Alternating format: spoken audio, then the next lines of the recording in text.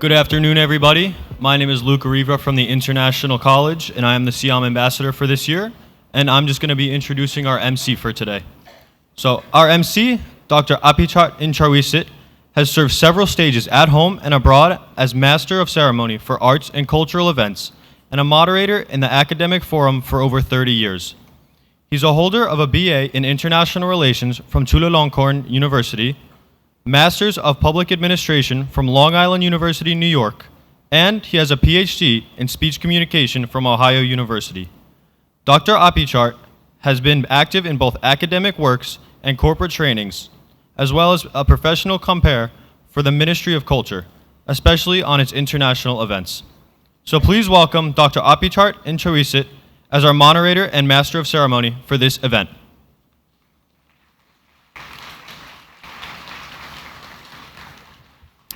Thank you, Your Excellency, Privy Councillor, President of the Siam University, distinguished guests, ladies and gentlemen.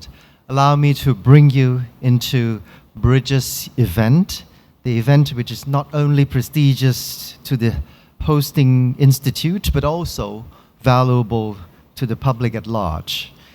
The program this afternoon will consist of ceremony for the memorabilia presentation to be presided by His Excellency Privy Councillor. The second will be the keynote speaker. The third will be the panel discussion with the question and answer. With this, may I welcome the Siam University, Dr. Pornchai Mongkol Wanit, the President of Siam University, to deliver the welcome remark. Mr. President. His Excellency Air Chief Marshal Chalit Phukphasuk, Royal Member of the Privy Council, in the capacity of the Chairman of Siam University Council, Professor Dr. Finn E, Kydland, 2004 Nobel Laureate for Economics, Thailand former Deputy Prime Minister Gorn Thapalangsi,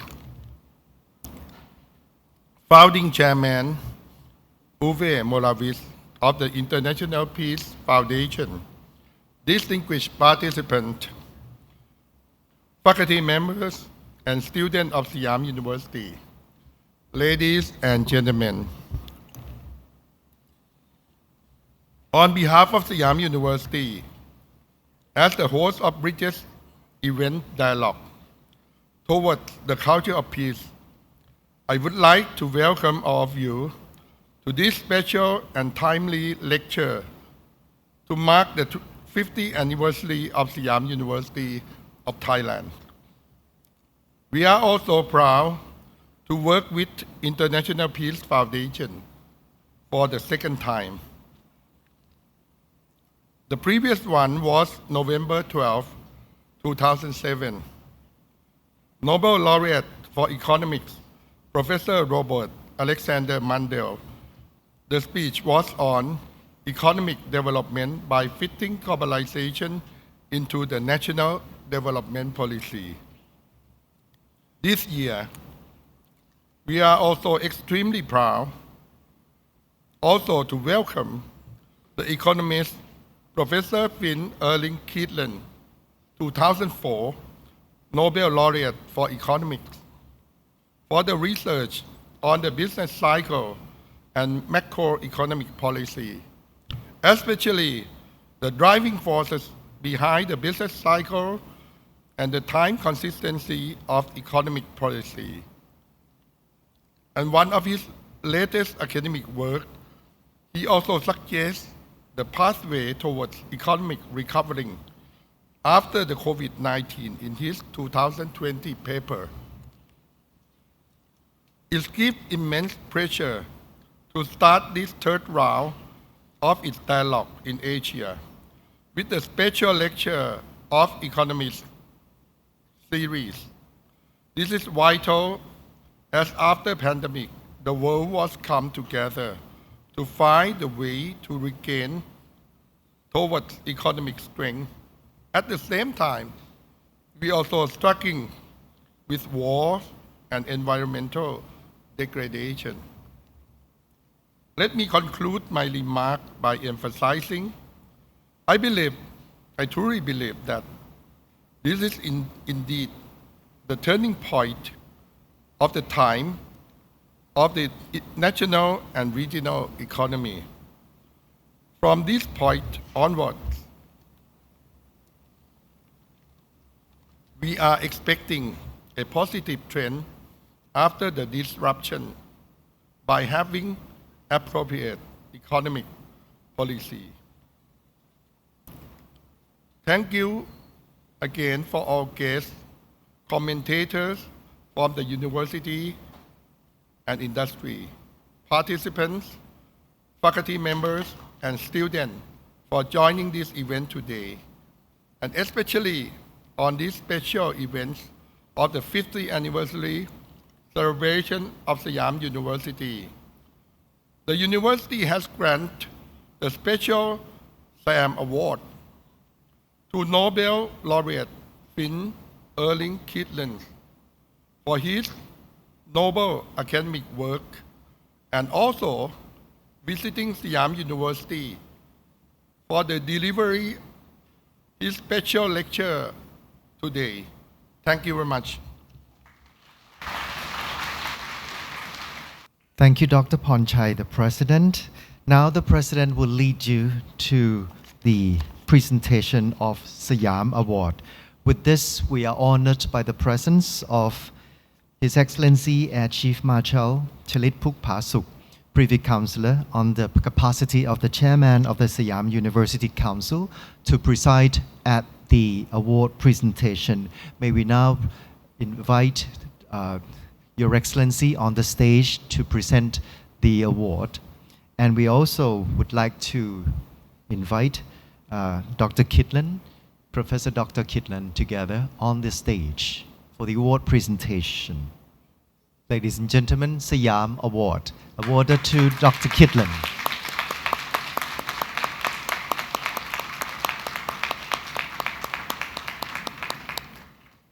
Congratulations, Professor Dr. Kydland, on this award, the Siam University Award, and thank you very much, Your Excellency, Privy Councillor Air Chief Marshal Chalit Phukphasuk, the Chairman of the University Council. Thank you, all the distinguished personality on the stage. Ladies and gentlemen, we now bring you to the second phase of this afternoon session. And this will be the remark by Mr. Uwe Morawitz, the founding chairman of the International Peace Foundation. Over decades, this organization have been around the globe bringing people with wisdom and knowledge and the sharing for the opportunity of arts, cultures, learning, education. And this is a very key personality to have brought to us a true education. Ladies and gentlemen, we are giving you the chairman of the International Peace Foundation, Mr. Uwe Morawitz. Welcome to the Japan-ASEAN Bridges event series, which is facilitated by the Vienna-based International Peace Foundation. Commemorating the 50th anniversary of official relations between Japan and the ASEAN region, Bridges has been continuously held in Thailand and Japan since November last year, involving the participation of Nobel laureates for physics, chemistry, medicine, and economics. The Japan-ASEAN Bridges series follows the series of over 800 Bridges events, which the International Peace Foundation has facilitated since 2003 to support education in the ASEAN region. Increasing ethnic, political, religious, and social conflicts, and the helplessness to respond to them without further stimulating the spiral of violence show us peace is not a given good. It has to be constantly learned, experienced, and created anew. Peace is not a passive state. Peace is a process which needs time, attention, and the participation of all of us. And peace begins with education. The seeds of peace need to be planted in schools, in universities, in the new generation. This is why the International Peace Foundation cooperates with major universities and schools in realizing this Bridges program. We believe in the importance of the education and scientific community of Thailand by bringing the knowledge and wisdom of the Nobel laureates to this country. What these highly in-demand Nobel laureates normally see of a country are airports and hotels. They deliver their lecture, stay for one night, and leave. In this case, we have invited them here not to speak, but to share, to engage, to listen.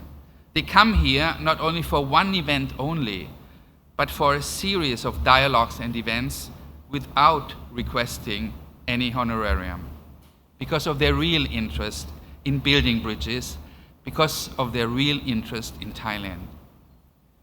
It is our hope that these are not the first and final visits of these Nobel laureates, but visits with many fruitful return to build long-lasting friendship and to start the research programs or other forms of collaboration with the local universities and schools. This is how bridges can develop into a long-term and sustainable success for Thailand to strengthen education as a basis for peace. I thank Siam University and the organizing committee of today's events for taking up this opportunity of our cooperation and for inviting today the 2004 Nobel laureate for economics, Professor Finn E, to this prestigious university. We look forward to his keynote speech and to his important contribution to build bridges. A warm welcome, Professor Kydland.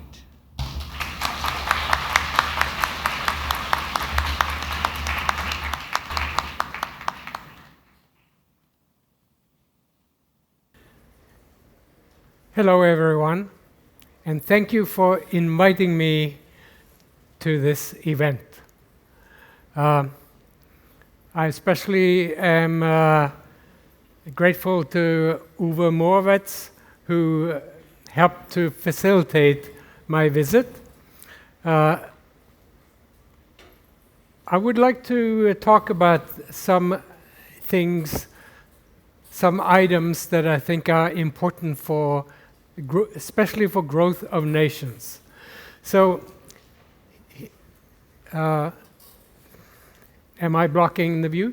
Nope. Okay, I'm fine. Thank you. So here's a picture of what I believe is possible, what the potential is for not just these three nations, but and especially the blue curve, I regard as a description of the potential for what can be done. So this is a picture of real GDP. Real GDP is it's been real, meaning it's been adjusting for inflation. So it's real. It's a sum of the purchases of consumption goods, investment goods, public expenditures, and so on. And I want to, for now, point out that the scale, I always have to be careful about the vertical scale. This goes from 0 to 60,000 purchasing power US dollars. So I regard the blue curve as a description of what's potential for, I would say, a lot of nations. In this case, the United States, Canada, and Australia.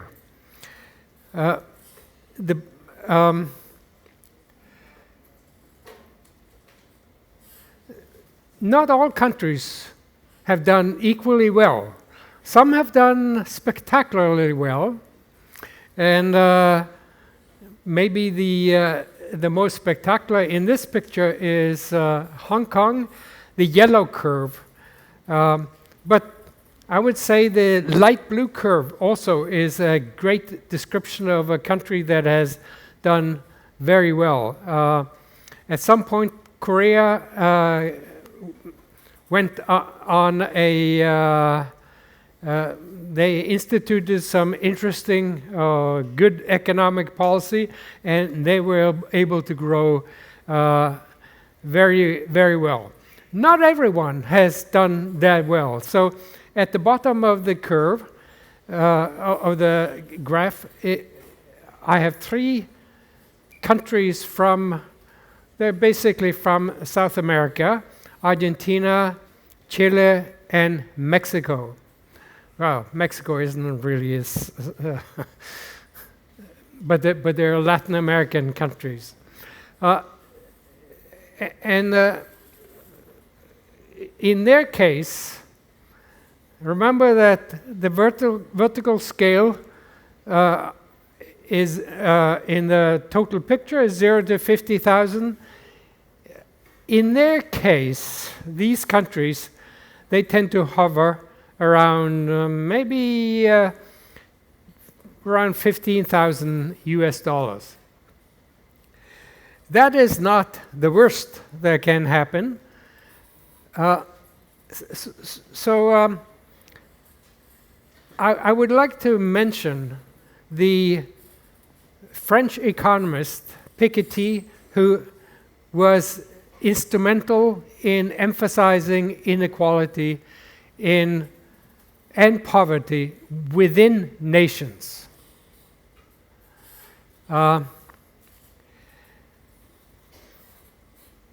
Very interesting work by Piketty, but it was using data for his home country, France. On the next slide, I especially want you to pay attention to the x-axis, and you will see the dramatic difference between and among nations. I guess I guess I shouldn't call it I guess it's really the y-axis, but never mind. So I always regard this as one of the saddest pictures I know. This is a picture of, as before, real GDP per capita, but as you can see, some of the countries hover very near the bottom, too close to zero. Some hover around $2,000 dollars per capita. Some every now and then make a spark, and so Angola at some point was able to bypass most of these countries. But the main point is these are very low incomes or GDP per capita. By the way, in this context, GDP more or less corresponds to what we could call income. So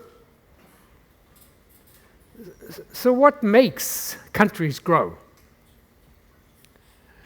That's a very important question, and this is my. So I'm a professor, and a professor always has to include some math, naturally. So this is a very simple expression, but it describes what happens in the aggregate economy, as I call it. I always refuse to call it the macroeconomy. I call it the aggregate economy, the aggregate of the decisions of hundreds of households, hundreds of businesses, thousands of households, and as they respond to incentives. So the Z I would call the technology level. Now, and the other two variables, K, is the sum of factories, machines, office buildings in the nation. L of T is labor input, and ideally the labor input, you might think that would correspond pretty much to its growth would correspond pretty much to the growth of the population, but there are some interesting factors, and that is not all workers have the same skill level. So I think of L, a more properly measurement of the labor input is to weight, for example,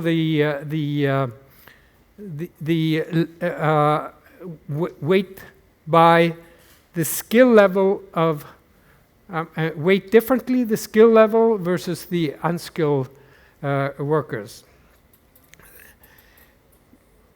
Now I would like to turn to a picture. This picture has includes several countries, some countries that did reasonably well, and some didn't do nearly as well. So this also goes from 0 to 2020. The countries included are United Kingdom, France, Spain, Greece, Germany, Austria, and Italy, and Ireland. Ireland in 1990. To me, Ireland is an especially interesting case because Ireland, they came into around 1990 with the education system was very good, and so in particular secondary schools were doing very well, and so Ireland found themselves with potentially a skillful workforce, but no factories or machines to work with. Now, Ireland, to me, is maybe the most interesting case of what. So, to me, in order for countries to grow at acceptable levels, they have to have the will to do whatever they intend to do, but they also have to, it has to be combined with a commitment mechanism to ensure that this intention keeps going, and that it doesn't that it doesn't get tempted to say, "Oh, I'm sorry, we tricked you." And Ireland, you may wonder why Ireland, in particular, could make such a commitment, but I guess they had no history of tricking people. So again, as I mentioned, this idea of making the tax rates as you can see, the pictures in 1990 is towards the bottom of the green curve. Around 1990, Ireland decided, well, we'll make tax policy completely certain. If you set up shop in Ireland, these will be your tax rates, and this included potentially foreign companies as well as domestic. If you set up shop in Ireland, these will be your tax rates, not just in 92, 93, and so on, all the way to 2005.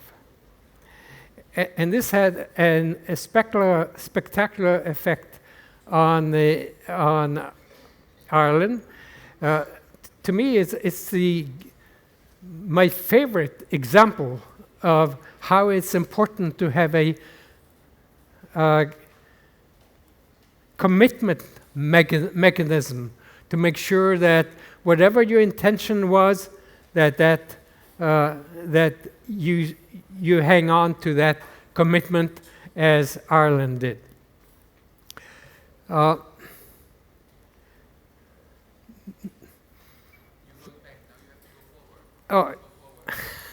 So I forgot if, so I talked about, yeah, that's what I thought. So, one more. Thank you. So, now I would like to turn to a country that maybe is my favorite country in the world, Spain. You may wonder why. Well, I like the style of living. I like the fact that they're willing to go to bar, and all ages go to bars and so on. So it's great fun to be in Spain. Tanya and I have some favorite restaurants: La Dolores, El Lacon, and a few more. But let me not get distracted. So in 1990, I'm just making sure you. Oh, I guess the gray straight line shows up reasonably well because it shows the average growth rate from 1960 to 1990 extended to the present. Same for these other pictures: Italy, Portugal, and Ireland. What's dramatic about the picture for Spain, but also for Italy and Portugal, is that growth came to a full stop. Starting about 1990, growth came to a full stop. And that's very bad for a country. And so the important question is, how could that happen? And how could we possibly avoid it? This is a different way of demonstrating more or less curves that are similar to the total factor productivity pictures. And again, same idea. The gray stippled curve gives the average growth rate from 1960 to 1990, and then extended to the present. For Ireland, the picture looks much more benign. Now you ask, and this is a good question, how could this happen? Well,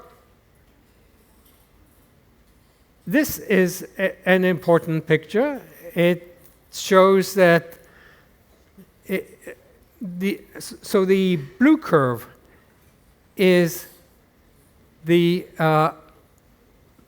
value added share in the non-tradable goods sector, and the green curve is the same kind of thing in the tradable goods sector. It starts, both graphs start at 50. They're equal in 1980, and then they diverge. Now it turns out they did not come back together later on, so, and this is very bad. So I'll explain a little bit exactly what that means. So now you may wonder, and that's a good question, what are examples of tradable versus non-tradable goods? Well, I have a list of tradable: agriculture, fishing, mining, total manufacturing, publishing, and non-tradable: construction, general repairs, accommodations, food service activities. I couldn't resist throwing in haircuts, because you may not believe this, but even I occasionally need a haircut. So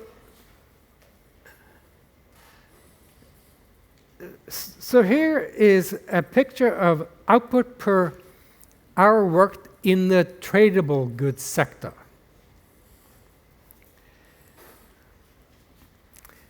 So I know the heading says traded, but I like to say tradable goods sector and non-tradable goods sector.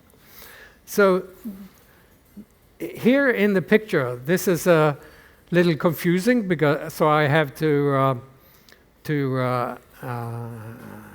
clarify a little bit. By the way, this is this is the outcome of joint work I did with an economist I got to know very well at the Federal Reserve Bank of Dallas. And so part of the reason I have these three curves is for a different purpose. We also needed the red and the green curve, but ignore them. Ignore the red and the green curve. Focus on the blue curve, because that represents the main message. It's okay. So notice that in 1980, the index, think of this as an index of what happened in the output per hour worked. In 1980, the index, I guess I can use the pointer. I'm generally technologically challenged, so I'm always a little nervous about doing something scary, but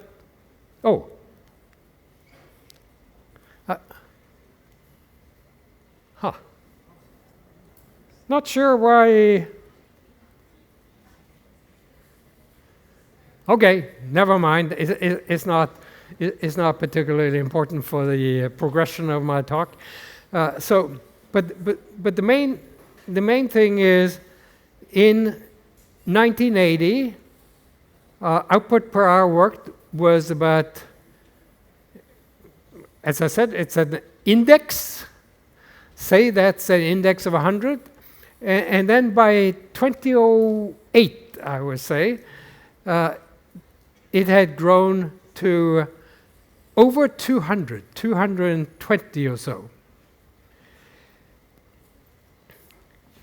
Contrast that with the, let's say, in the non-tradable goods sector.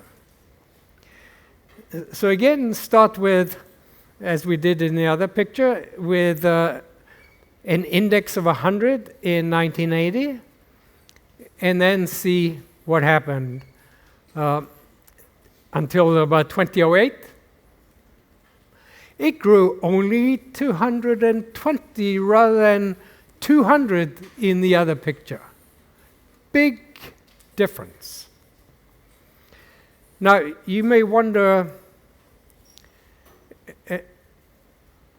and this is a good question.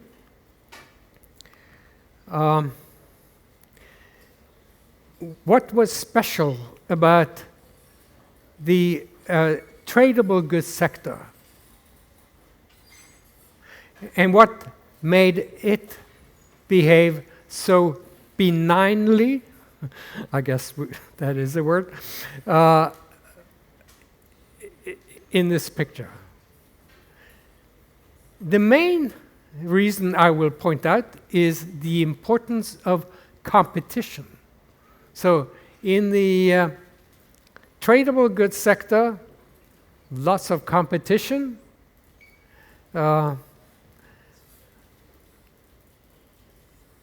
And that is my main conclusion in the context of that picture, or those pictures. Given Uwe Morawitz is here, I also have to point out the conclusions about what's peace got to do with it. So, peace is important for reducing uncertainty. Peace promotes trade, as in the example of the tradable goods sector. Peace was very powerful in promoting trade. Peace allows for technological change. In other words, in my production function, you remember my Z, multiplying the function of capital and labor inputs. The Z is very powerful because that whole function is linear in Z. That means that for every 10% increase in Z, there's a 10% increase in gross domestic product. Very powerful factor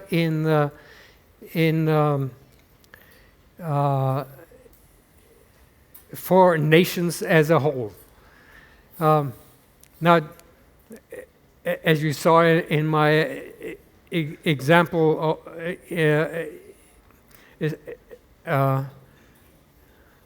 well, let me just say that trade also increases growth, and most important, for the nation's citizens, growth elevates their welfare. Now, I suppose I could make another couple of comments related to the picture for sub-Saharan Africa.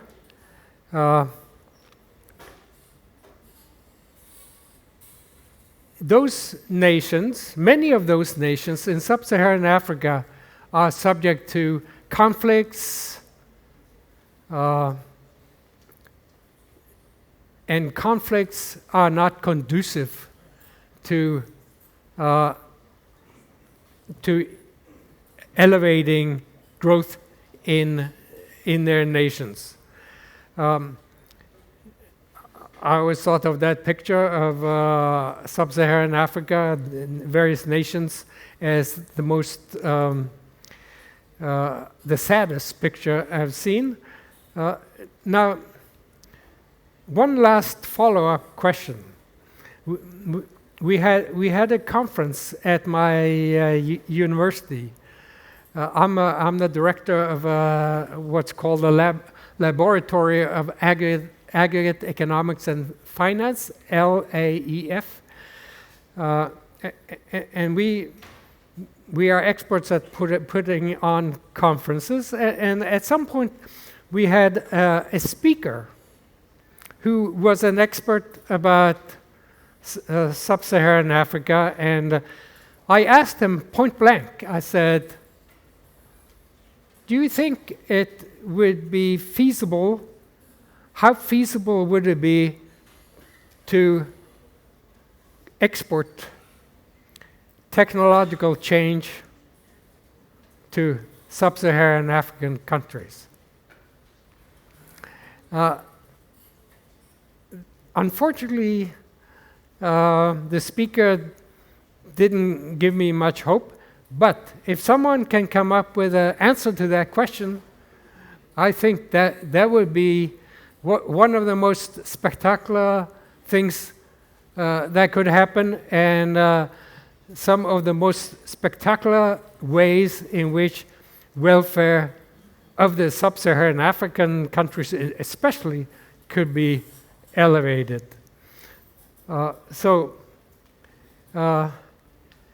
With that, I would like to conclude, and I would like to thank you very much for attending my speech, and I look forward to seeing many of you again. So, thank you. Thank you, Dr. Kydland. Thank you, Dr. Kydland, for your insights and, of course, the share of knowledge. Okay. As we are arranging for more personalities to proceed to the stage here, I'd like to bring you to the third phase of the program. Let me now call upon the personality in order. We are going to have Professor Dr. Cho Jae Cho to join as the moderator of this panel.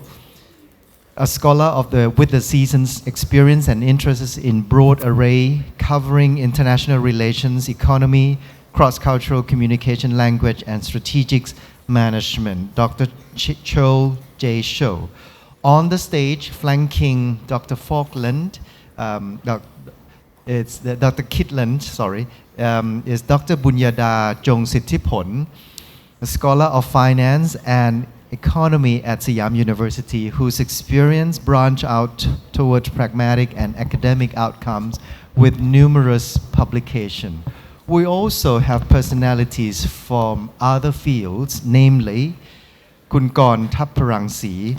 Kun Korn Thapparangsi has 40 years of background endowed with political experience, policy making, macroeconomy, and international relationship. Please, Kun Korn, please proceed to the stage. We also have a very avid economy columnist who has earned both breadth and depth of experience in corporate and state-owned organizations from International Monetary Fund, financial institutes, hospital and insurance, especially during the tough time of the world economy, Dr. Chachai Parasuk. Another guest is a well-seasoned executive and leader in investment and management for government enterprises, conglomerations, entertainment, and insurance, Kun Visit Tantisunthorn. And last is an accomplished banker. We need a person from the bank, and this is the personality from one of Thailand's leading and dynamic banks, the K-Bank, Kun Vichai Choi.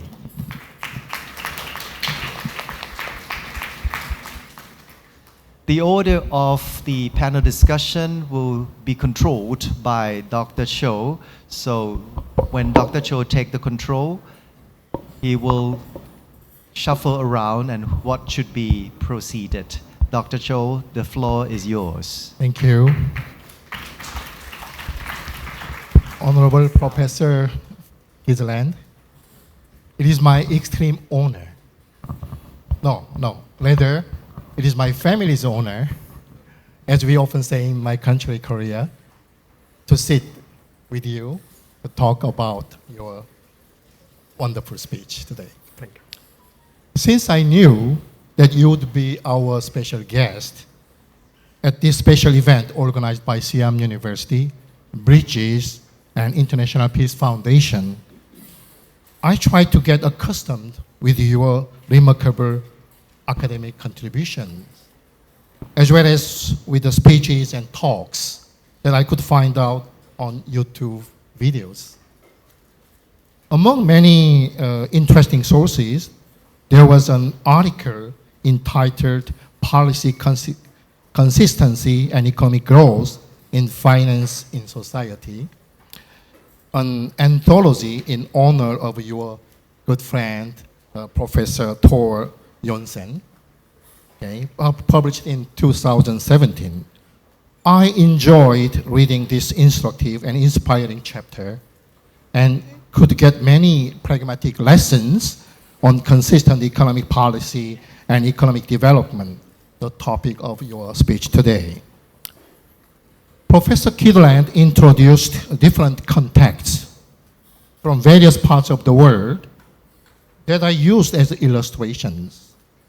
This showed us significant differences in what has evolved across nations in recent years. So today, we have a specialist from different sectors. So first of all, I would like to ask our panel, His Excellency, Mr. Kon Tabarani, to give us your reflection as a politician and specialist in political science, and your pragmatic reflection on Professor Kydland's speech.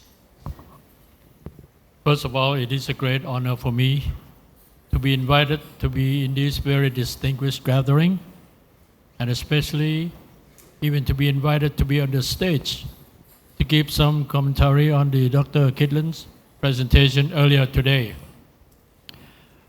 My dear friends, I was impressed with the two words, and I will cover my opinion on these two words only in this reflection, my reflection to your presentation. The first word is consistency. The second one, peace. It is my great pleasure to inform all of you that of the two words, peace and consistency, we have only one, peace. We do not have consistency in our economic program. It's just because the political structure of Thailand do not allow to have consistency in the continuity of the economic development. In other words, to put that in a very simple language, we change the government too often. And we cannot expect to have consistency in the continuity of the economic policy. Professor, that is one big problem. But we are very proud to say to the world community, Thailand is the most peaceful country in the world. Just to reconfirm that, I should say that only 3 weeks ago, the President of the United States sent his most trusted advisor to Bangkok to meet the advisor of to Mr. Xi Jinping. Could you imagine the two greatest leaders of the world, China and United States, sent their most trusted advisor to meet in Bangkok? It has become known to the world now that Thailand is the most peaceful country in the world because the two most powerful nations on this planet send their people to meet and have private discussion in Bangkok. That is what we are so proud of. But what we are not so proud of is that we never have consistency of the government policy, especially in the economic program. Having been in the political arena of Thailand for 79 years, that just to say that I'm 79 years old. And just to say to all of you that having spent all of my life in the political arena, we have never had that consistency and continuity of economic policy. So, sir, with due respect, thank you very much to tell all of us today, I was a part of your audience, to have heard from you that consistency is the key factor to economic success. You cannot expect economic prosperity unless you have economic consistency. So that I have learned from you, and I wish to say that me in Thailand, we confirm that. And I'm very happy to hear that from you, a Nobel laureate, to say that to all of us here in Thailand. Thank you, sir.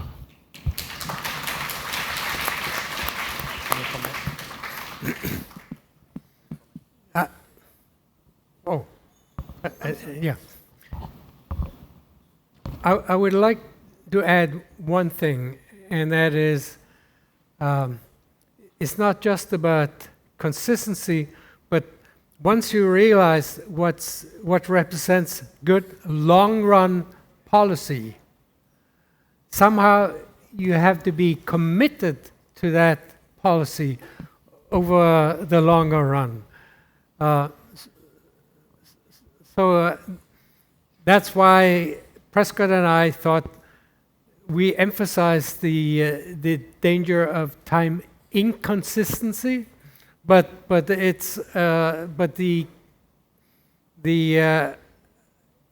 if somehow you can commit yourself to good economic policy in the long run, you'll do well.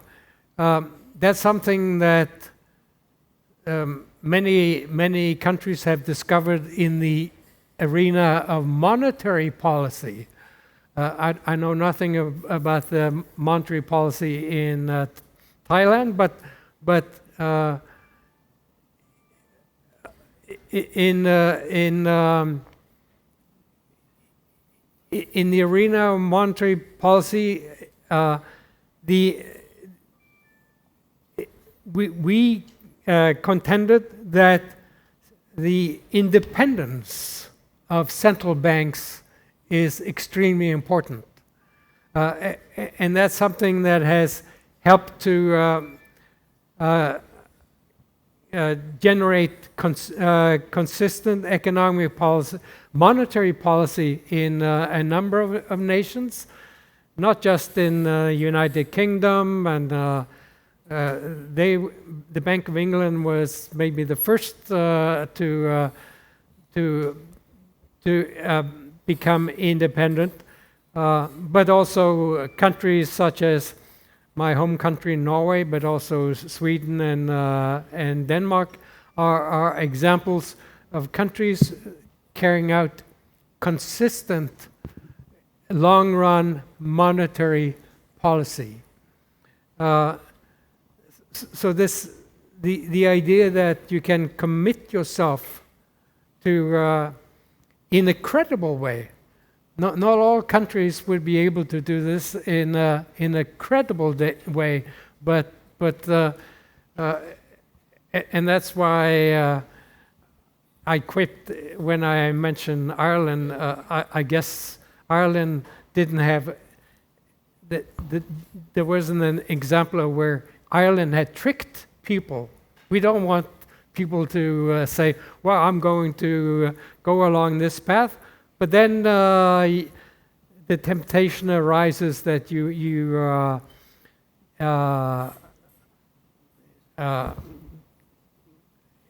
let's say you decide to tax more heavily the fruits of the result of the consistent economic policy.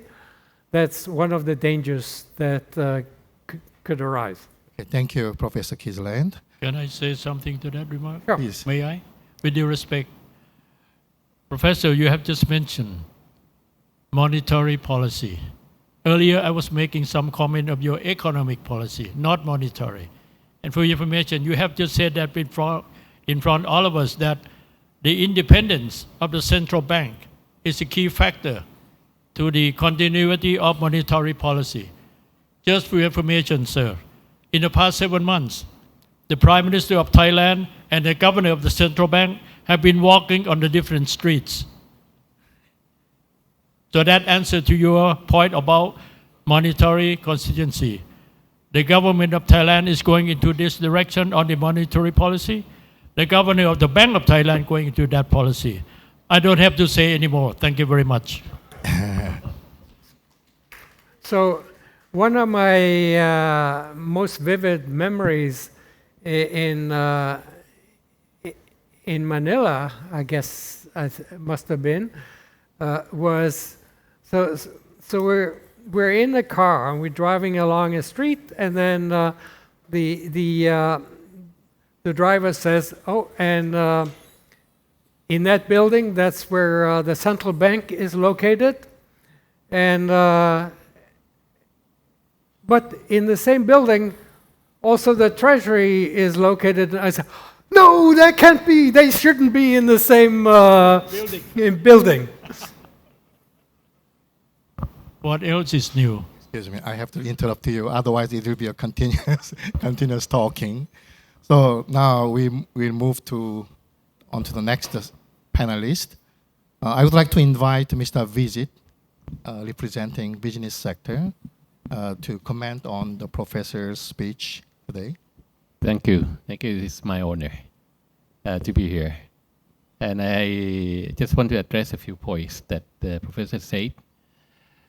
Professor Finn E from Norway and from Europe, the study in his study that's very more focused on Europe, like Spain or other country in Ireland.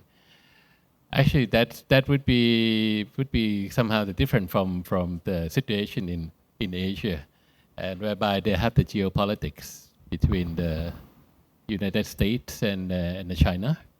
That would be reflecting the growth of the economy. I think everyone would agree with that. And I like the equation of your equation, like GDP is equal to Z, which is a technology level, and K and L, which is a factory and machine, and the labor, which means skilled labor. I think this is something that in Asia, I just talk about regional, I'm not talking about Thailand, but that's what we not include in there is the competitiveness of the country that, but the competitiveness of the country that would compose of the skilled labor infrastructure that, in Asia might be different from in Europe. My question addressed to you is that how could you adjust that into the situation in Asia that, that reflecting the economic policies? I realize that it's a challenge, but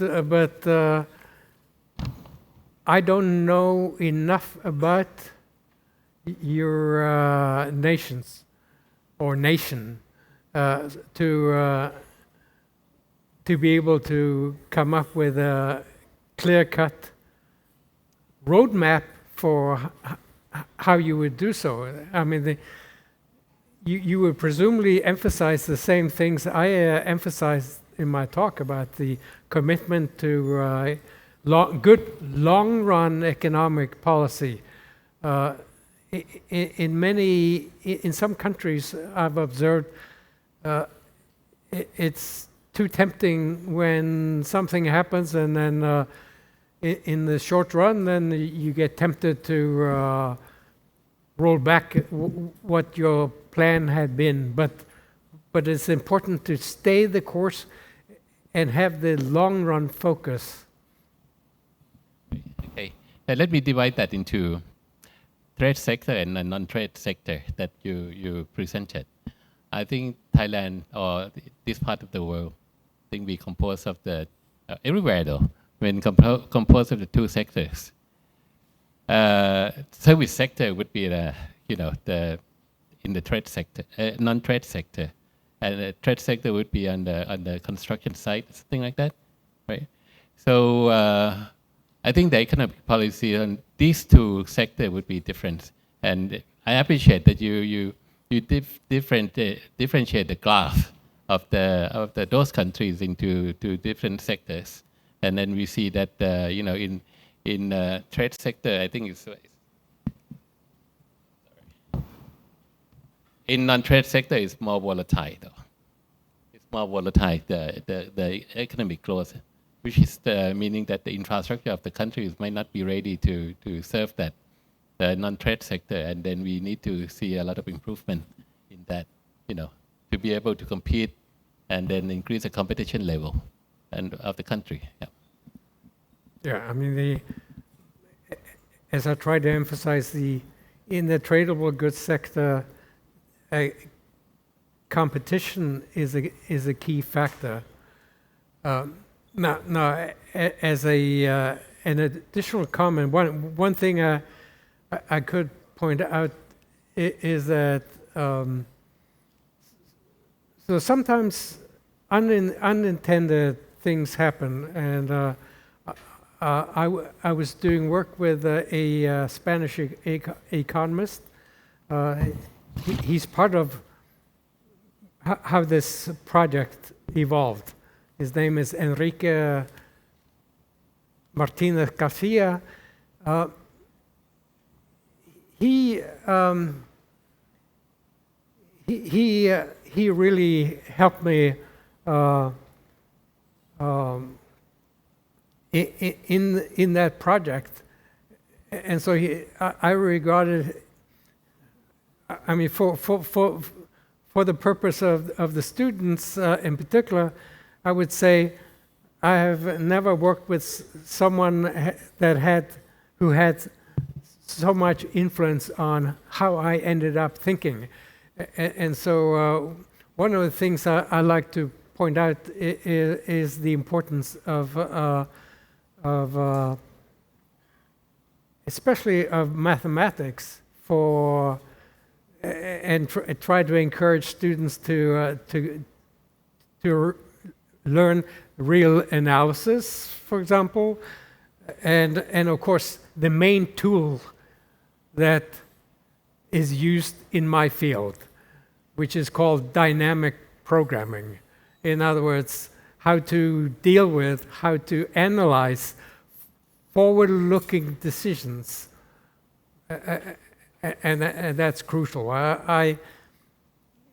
If you're a student here, learn dynamic programming, and that will make you more likely to be successful in the long run. Okay, thank you. Now I would like to ask Mr. Vichai to give us your comment and also give your reflection on the business environment eventually affected by consistent economic policy. So good afternoon, everybody. Actually, it's my great pleasure to be invited to join such a great function. Actually, it's been my first time since I graduated from University of Wisconsin in 1989 to come to classroom to listen to great professor talking to economists for the last 30 years. So back to school, the feeling is so good. Thank you, Professor. Excellent presentation. I just have some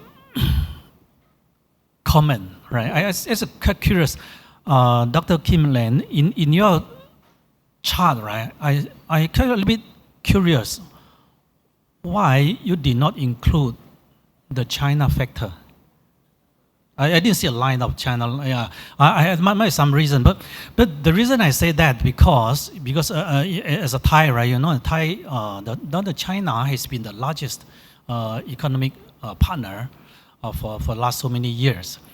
I really want to know your opinion of China economy, right? Yeah, because just now you talked about the one point I really totally agree. The peace is a really important factor for the economic growth. Unfortunately, our world, right, is facing the geopolitical conflict, trade wars, right, regional wars. So it looks like the peace is so difficult to obtain, right? And so what's your opinion on this, right? So on the China factor. So as you can imagine, I've visited China many times. So I've been invited to give talks in Xi'an, apostrophe Xi'an, Xi'an, and several other locations, and also at universities in China. indeed, that's at speaking to universities. It was delightful to speak to students at Chinese universities because they seemed so thankful that I was willing. I mean, they're a very sweet group of people and very enjoyable for me to be able to speak to them. But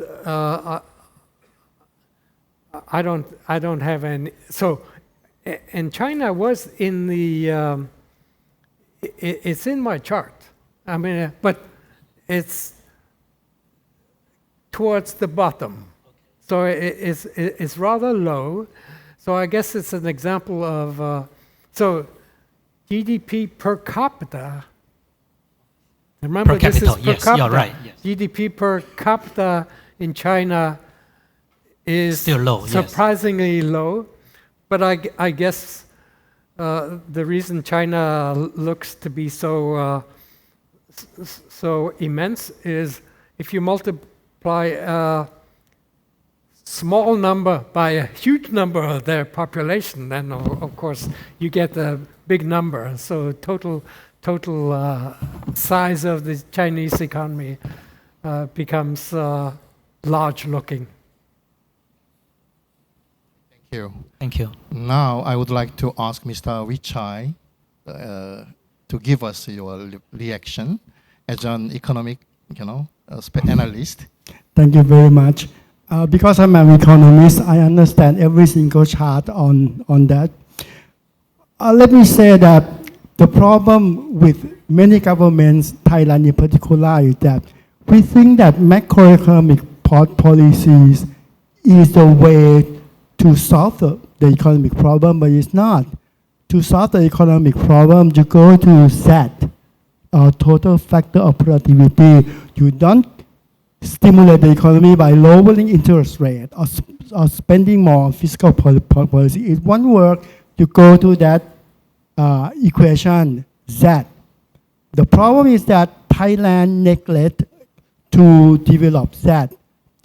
As Kun Korn has said, because we have inconsistent policy, one government favor X industry, one government favor Y industry. At the end of the day, we do not have core industry. We have industry of the day. For instance, this government favor tourism and then transportation. But the previous government's is petrochemical. So then we don't have consistency of policies here. And then when the economy slow, as we see today, we just think that, if it easily lower the interest rate by 0.25%, or we give out 10,000 baht and everybody will be rich. Doesn't work that way. You want to work out the economy, the government must attend your Dr. Kirkland presentation and understand how that works and how that affects Ireland and other countries that show on the why Botswana developed much faster than other sub-Saharan because they developed that. At one time I applied for a job at UN. They want to send me to Botswana, and I declined the job. But anyway, you don't have that. Like China is now developing that. Look at the EV car, that is their set. They don't have it a few years ago. Now they have a lot. And they are going to AI and things because just become the world factory is not enough. You have to become the world technological leader. Thank you. Now we have a few minutes left. Now, I would like to ask Professor Punyada to give us your reflection as a scholar. So first of all, I'm very honored to be here, and then I meet you in person. And rather to be called commentator, I would to be rather called FC fan club. I'm going to follow your talk around the world from now on, okay? And again, that I feel like, I came back to the young period again to be besides the professor in economics. And on your presentation, you mentioned the first question that you mentioned. What makes countries grow? And you show the model or the equation, the function of K and L. And this is the point that, and you mentioned that the L is the labor, workers, skills level, and unskilled levels. However, you also mentioned and showed the graph of Ireland case. And you mentioned that the Ireland education at that time on the top, that they were on the top. The education system was good. And that's why the per capita real GDP at that time on top. And also that I follow your article on, you write on the innovation as well, and innovation is a part of the economic growth, that's a part. And on your presentation, you mentioned another point, nominal value added shares by sector. This is surprising, is the non-traded sector was much higher than the trade sector. And I believe that part of that would be on the innovation factor. And I would like to ask you to receive your advice, and as a dean of the business school here, and I like the word that you mentioned, commitment. I have commitment to do the job on providing the good education to the young. And I have the question for you. Given the rapid pace of technological advancement and evolving labor market demands, how do you envision the education system adapting to ensure young people are equipped with the skills and knowledge needed for success in the future economy?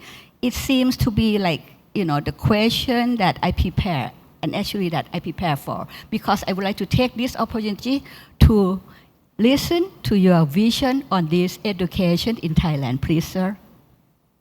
Well, Thailand, I'm sorry. I was comparing with Ireland, and so by 1990, Ireland found themselves, they have had a good secondary education system.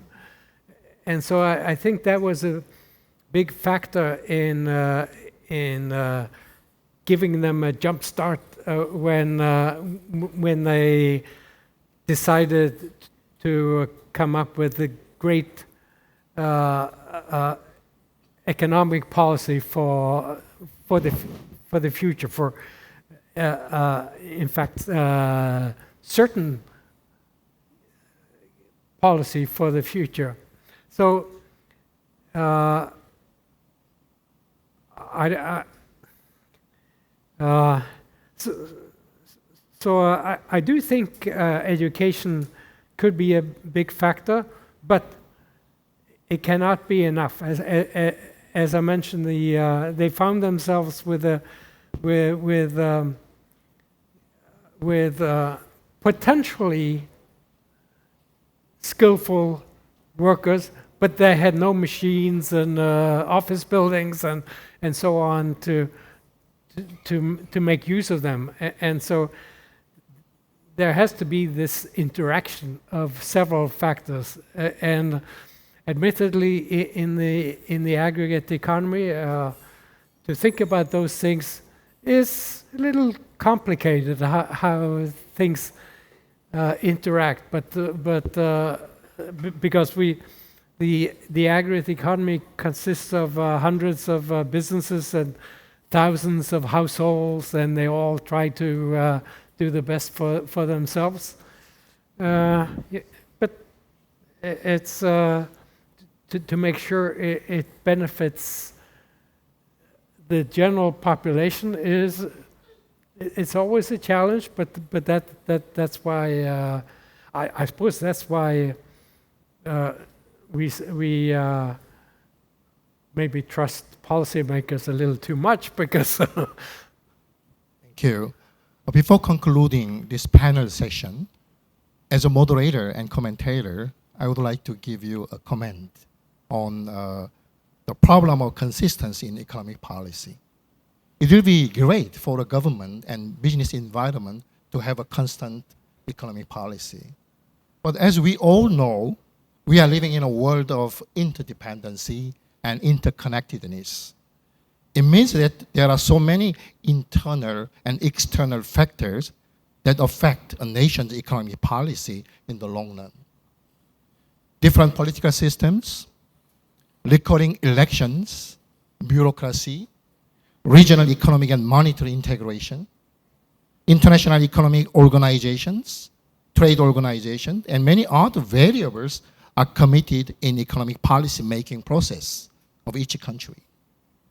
Knowing that consistent economic policy is a sine qua non condition of sustainable economic development of a nation, from a government point of view, how to maintain consistent economic and monetary policies in the long term? That is a question, okay? Eternal question to answer. So I sometimes like to use my home country. In case you didn't know, I'm a Norwegian. So I like to use Norway as an example. Norway had the great fortune at some point to discover oil in the North Sea. And then, yeah, so then they,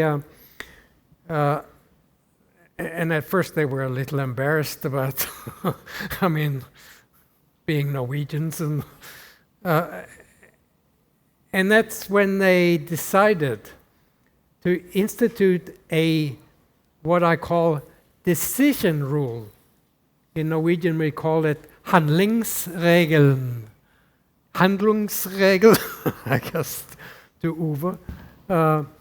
Handlingsregelen, which specified exactly what percentage of the oil revenue would go to projects within Norway, much needed, but because hospitals needed help, and roads in Norway are not the greatest. So they instituted the Handlingsregelen, Handlungsregel, and they've never broken that rule. And so to me, that's an example of consistency. Thank you for your excellent answer. Then now I would like to give the audience on the floor to ask questions if you have any. So as we have time restrictions, I would like to give 3 or 4 participants to ask questions to our eminent professor. Anybody? Yes, please. Please introduce yourself briefly and ask the question. So my name is Jason. I come from China. Actually, because of Thailand is peaceful, that's why I invested in Thailand for 7 years already. So thanks, Professor, for your great speech. Actually, as a China investor, we understand the world economy is now 2 elephants. They are fighting each other. So we are like holding our pocket. We feel uncertainty about the world economy. So that's why my question is like, the world had been impacted a lot from the trading war. So from your perspective, how do you foresee when might be finished about the trading war? The following question is, as an investor, I'm asking from your point of view, what kind of invest we should make in Thailand? Thank you. I don't think I would be the best person to I mean, I have no, so I don't even follow the stock market. I have no interest in the stock market, for example, and so I don't think I would be the best person to to give advice on where to invest. So that's why I have focused so much about where to I suppose where to put your money. I mean, I don't literally mean money, but where to put your money, and it has to be in such a way that you are confident, as was implicit in my talk. You're confident that this is something that consistently will generate revenue, Okay. I may ask His Excellency Mr. Kong to give him a supplementary answer. Thank you, sir. You are Chinese investor in Thailand, right? Yes. You are businessman from China. No, actually, I invested here since 2017. Are you originally from China? Yes. You were asking Professor about what would be the best investment in Thailand? No. That was a following question. So let me put it this way. So as an investor, we feel that the world economy is not stable. We really don't know which country to go, which industry to go, and then what is the peaceful period. I mean, foresee after 2, 3, 5 years, how many years that the economy will be good, and we can bring the money out in this region. Always have the problem First of all, of you uncertainty. You said that earlier yourself, which I'm very thankful for your comment, that Thailand is very peaceful. You said that. Thank you very much. I just want to say to you that if you were to ask as a businessman from China, Yes. what would be the best promising investment in Thailand? I tell you right now, the number one revenue earning for Thai economy is tourism. So that speaks for itself, that the best investment scenario for you is hotel industry. Thank you, sir. Thank you. The second question. I see Professor Martin from Wisconsin. Okay. We met each other in Perth, Australia recently. So welcome to our conference. Professor Martin is from Wisconsin, University of Wisconsin. So. Yes, good afternoon. Thank you so much for your talk. And my question is coming from a position of gratitude. I've been a guest here at Siam University, and I've learned a lot about what the students here are doing for the environment, which is an absolutely urgent need. And I'm curious to hear your thoughts about growth and environment. What are the best thinkers, including you, thinking about how, especially the young people here who are going to inherit the earth, and it needs to grow, but it also needs to stay alive. So I'm curious to have your views about that, please. Thank you.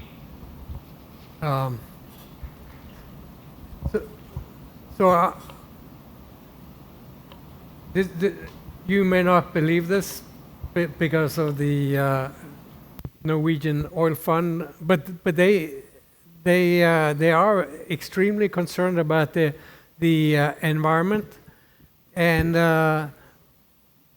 they were among the first to institute to encourage electrical cars, to have special lanes for electrical cars and so on. So Norway is very much focused on the environment. Now, on a different note, at some point I was at the conference on, I guess it's called, the term is called sustainability. I happened to sit on the stage with Obama and some other luminary. That's one thing I remember about that conference. I gave a talk about the what should I call it? So there's a lot of materials that are wasted. I already told you I don't own a smartphone, but smartphones, for example, they contain lots of important materials. And the question is, how can we make sure that they get translated back into the economy in a sustainable way? To me, that's a very important question. I don't know if I can. I could expand on that for quite a while about how phones, for example, even my flip phone contains lots of materials. Some, no. Generations. So I imagine even this flip phone contains lots of materials that could be that would be useful in different potentially in different contexts, and so that was my comment at that conference about sustainability, which I think is an important issue. Thank you. I have to interrupt you, otherwise you will, continue. And maybe last question. Here we have, please, from a student. So thank you. So introducing myself, I am Shmiti Tadamagar, an international student studying in final year of Siam University.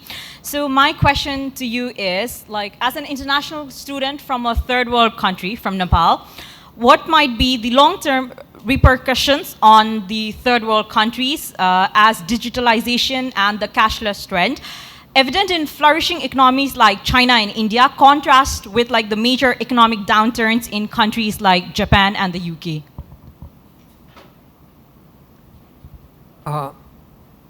I'm not sure I understood completely the gist of your... So what I was trying to ask you is, I come from a third world country, right? My home country is Nepal. And Nepal. Nepal. Nepal. So right under the Mount Everest. Yeah, in between two major economic giants such as China and India, which borders both our country, making it the landlocked country.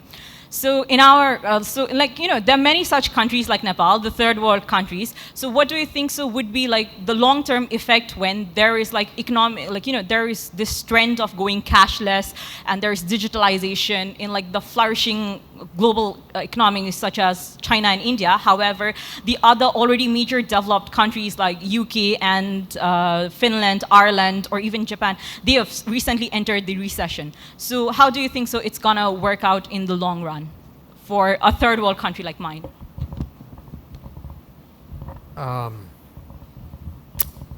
Answer to this long question, please.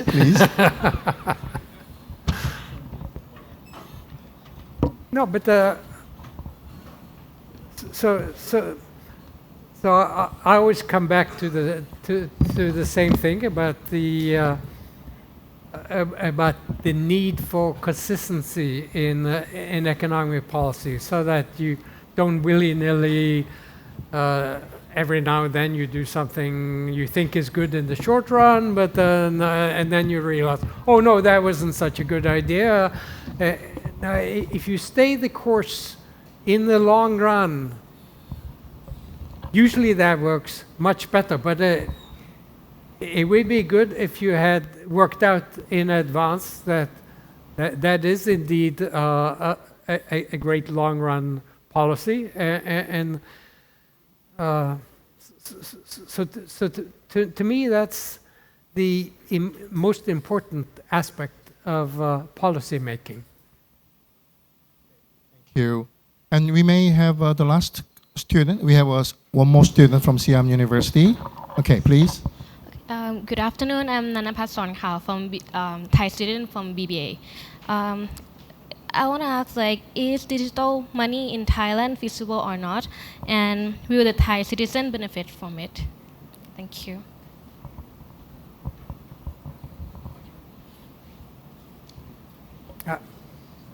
I'm sorry, Can you repeat- I couldn't hear. Can you repeat loudly? Yeah. Okay, sure. Loudly, please. Okay. Is digital money in Thailand feasible or not? And will the Thai citizen benefit from it? What was the beginning of the question? I heard the end. Does the Thai citizen benefit from it? But what was the beginning of your?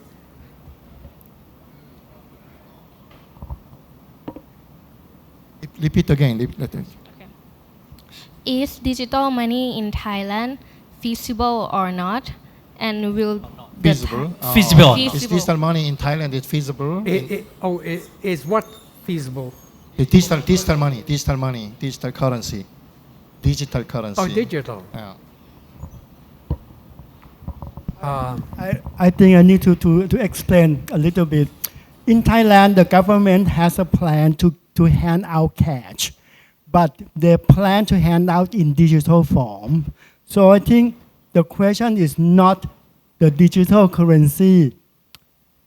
It's about the program of cash hand out in Thailand.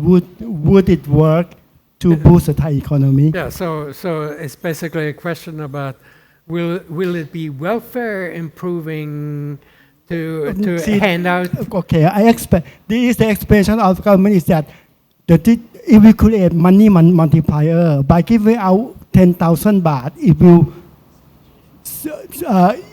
will circulate 4 times 40,000 and will push Thai economy to 5% growth. That is the expansion of the government. And her question just ask your opinion. Would you agree with that or not agree? Theoretically. I have to interrupt, this panel session because we are late on the schedule. Thank you for your participation and for your time. Thank you. Thank you, Professor Kydland.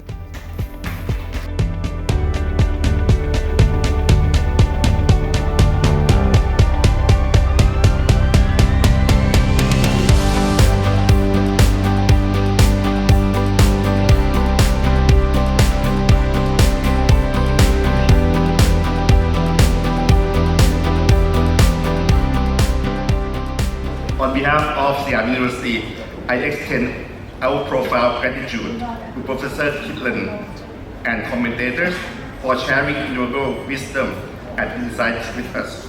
Your lecture has inspired students, faculty, and guests alike, enriching our academic community pursuit of knowledge and understanding in economics, policy, business, social science, and applied fields. Special thanks to International Peace Foundation and the organizing committee for making this event possible. And thank you everyone who participated in today's event for engaging in this important conversation. Thank you.